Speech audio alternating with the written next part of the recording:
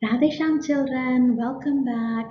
I am Pinky Khatri and we're going to continue learning about Bhagavad Gita today. I'm super excited to see you and dive into the teachings of the Gita. So we're going to start with the magic words Om Namo Bhagavate Vasudevaya. And it means I bow to the Lord who lives in all beings.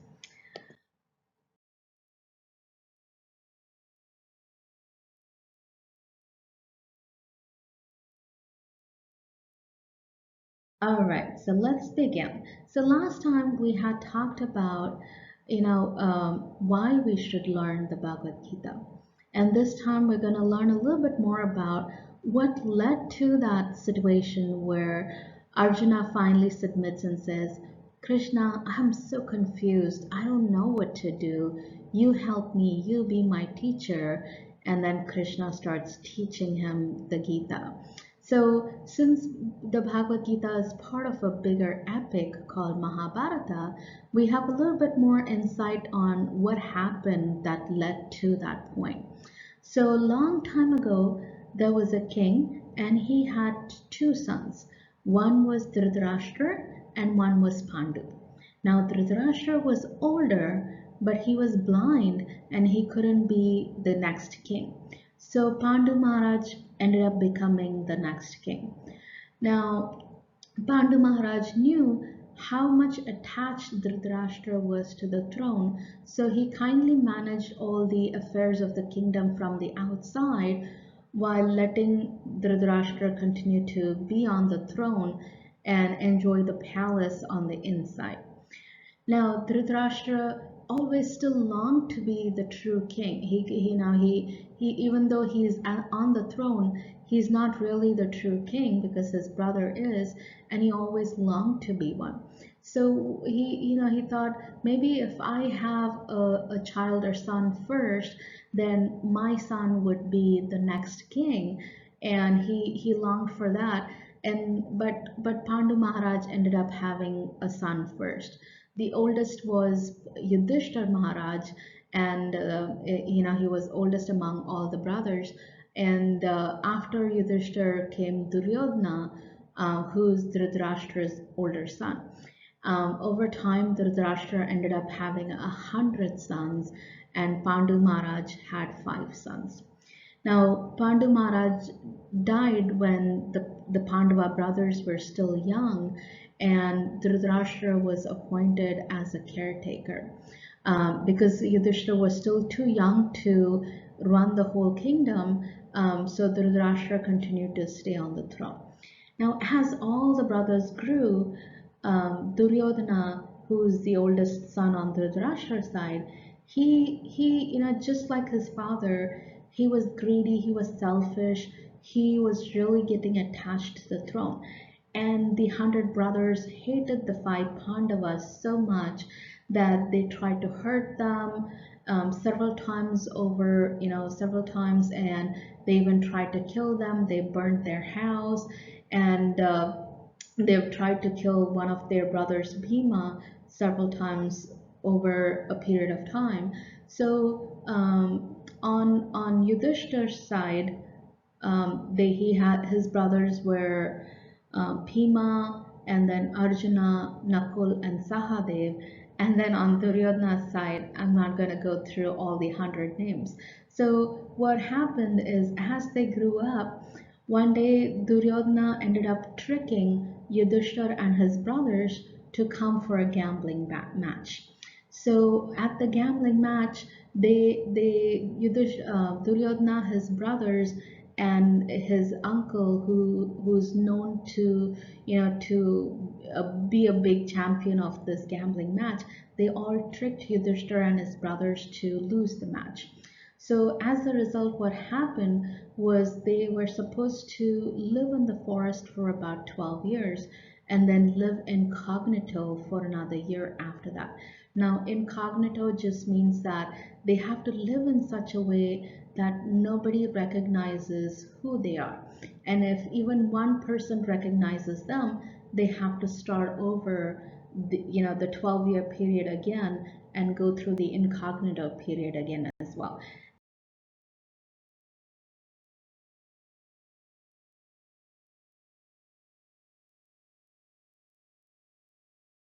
All right, so Yudhishthir and his brother, they completed the full 13 years, and when they came back and they asked for their land again, and at this point Duryodhana just completely refused. And even at this point, Yudhishthir was kind enough to say, at the end of the day, we're all brothers, we're all family. Just give us 5 villages to live in, and you can have the rest of the entire kingdom. But as we know, Duryodhana was greedy and selfish. He refused to give him even a speck of land. At this point, Krishna, who was actually, who went in to talk peace at the request of Yudhishthir to Duryodhana, he ended up saying, okay, war it is.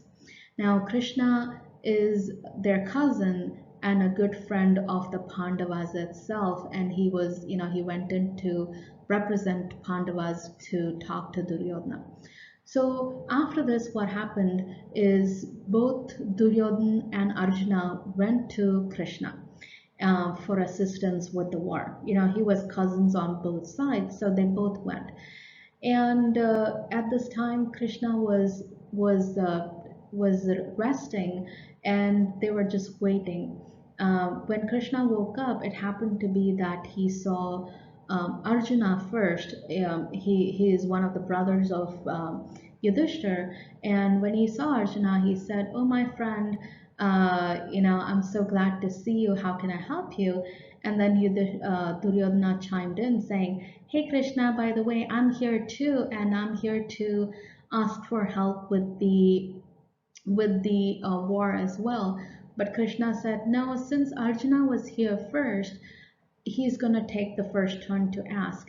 And the choice that Krishna gave was it's either him supporting them at the war, or Arjuna can have his entire army as a support in the war itself. So Arjuna had to choose between Krishna and Krishna's army to come support them for the war. And Duryodhana was very afraid because Krishna's army is huge and they're undefeatable, and he really wanted the army.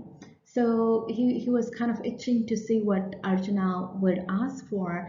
And Arjuna said, "Krishna, I don't want your army. I just want you. You are my best friend. And if you're here with me in the war and supporting the brothers, that itself is enough. I don't need your army." And that made Duryodhana very happy because he really wanted the army. He was like, "What use is one person when I can have the entire army?" He was so blinded, he didn't know the strength of Krishna, and he said, "No, yeah, okay, you keep Krishna. I'm sorry that I'm gonna miss him, but I'll take his entire army. It's okay." And so what happens is now everybody is assembled at the war, and Dhritarashtra, who's the blind king, is at the palace, and his secretary, who's Sanjaya, he was a student of Vyasadeva, so he was given divine vision, so he's able to see what's happening in the land of Kurukshetra. So all these armies are assembled on both sides in Kurukshetra, and Dhritarashtra starts the Bhagavad Gita with a question. He says, "Sanjaya, what's happening at the holy land of Kurukshetra, where my sons and sons of the Pandavas are gathered to fight?" So it's a kind of an obvious question. He knows that they're there to war, but it also reflects on his fear that, one, there are a few different reasons why he's afraid. One, because he knows Krishna is on the side of Pandavas. So Krishna is present in the war, as Arjuna's chariot driver at his request. And he knows that where Krishna is, there cannot be any losing. So he's afraid that his sons may lose the war. At the same time, he's hopeful though, because where they have gathered for the war is a holy place. And he's hopeful that maybe because of being in the holy place, the Pandava brothers will change their mind and they may say, "No, let's not go for war. You take everything.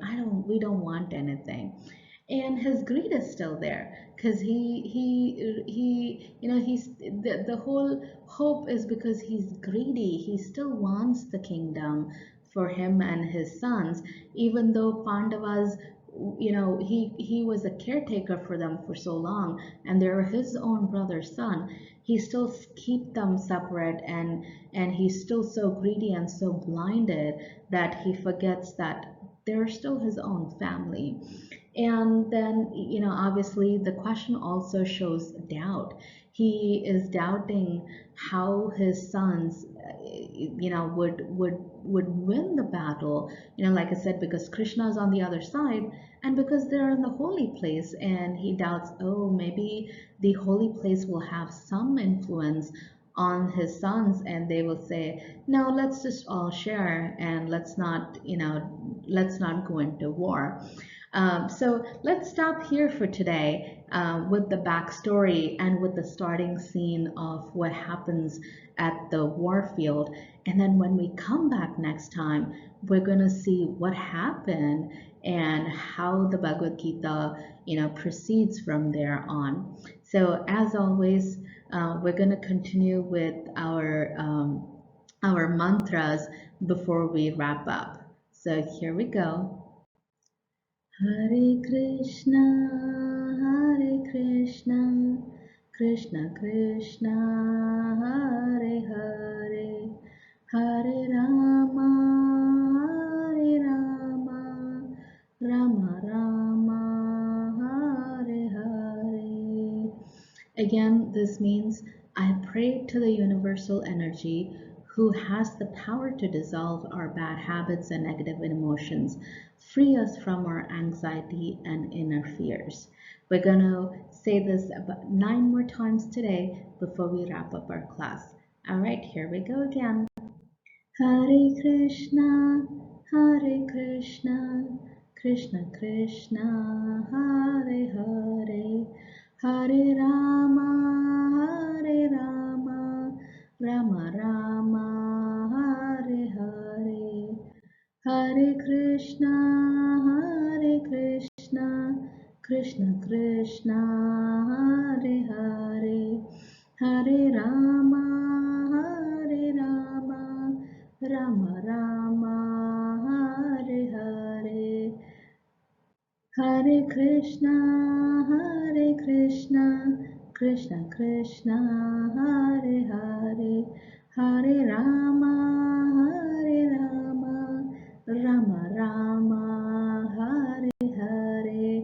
We're doing good. Now let's do faster.